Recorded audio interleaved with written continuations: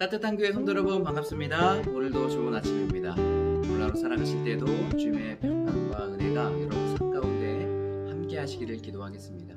오늘 우리에게 주신 하나님의 말씀은 예레미야서 35장 1절부터 11절까지의 말씀입니다. 우리 함께 읽도록 하겠습니다.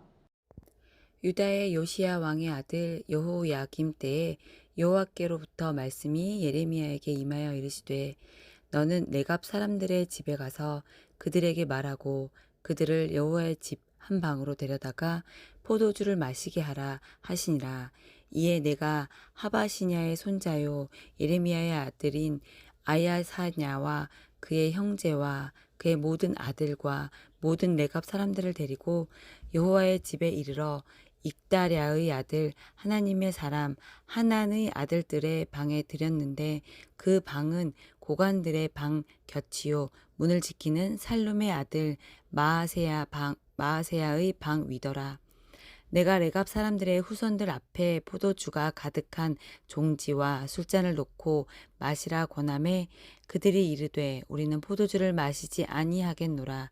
레갑의 아들 우리 선조 요나답이 우리에게 명령하여 이르기를 너희와 너희 자손은 영원히 포도주를 마시지 말며 너희가 집도 짓지 말며 파종도 하지 말며 포도원을 소유하지도 말고 너희는 평생 동안 장막에 살아라. 그리하면 너희가 머물러 사는 땅에서 너희 생명이 길리라 하였으므로 우리가 레갑의 아들 우리 선조 요나답이 우리에게 명령한 모든 말을 순종하여 우리와 우리 아내와 자녀가 평생 동안 포도주를 마시지 아니하며 살 집도 짓지 아니하며 포도원이나 밭이나 종자도 가지지 아니하고 장막에 살면서 우리 선조 요나답이 우리에게 명령한 대로 다 지켜 행하였노라.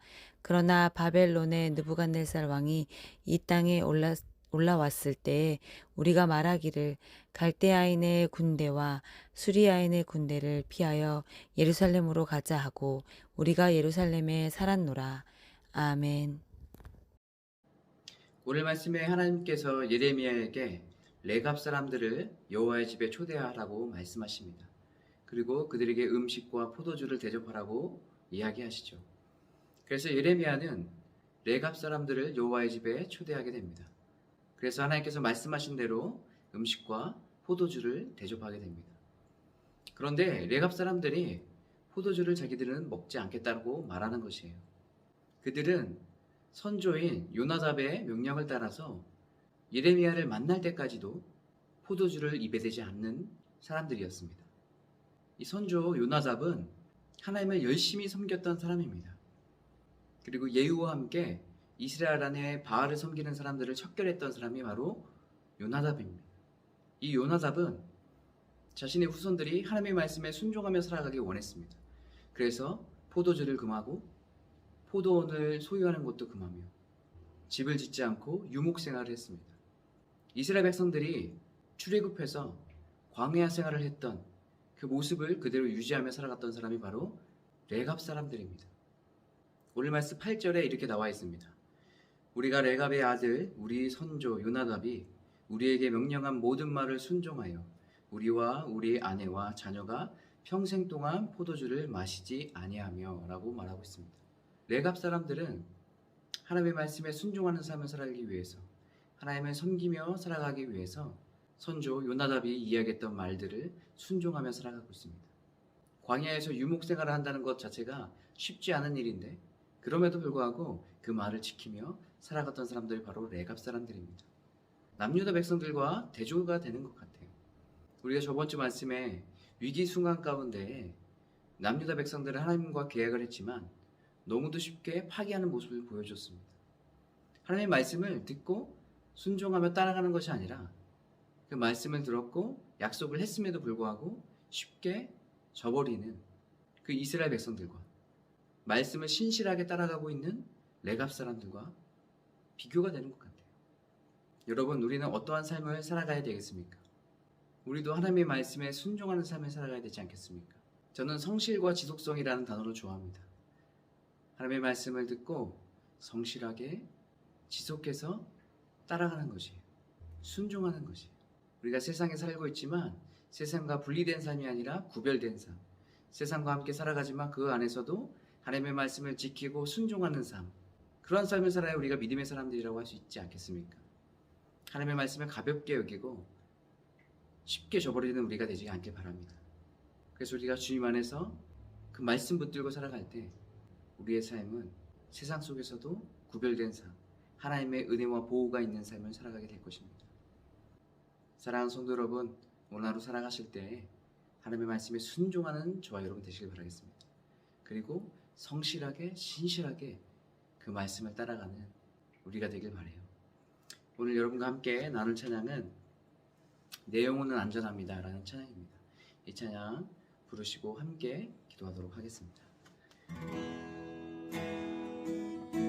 내 아버지 그 안에서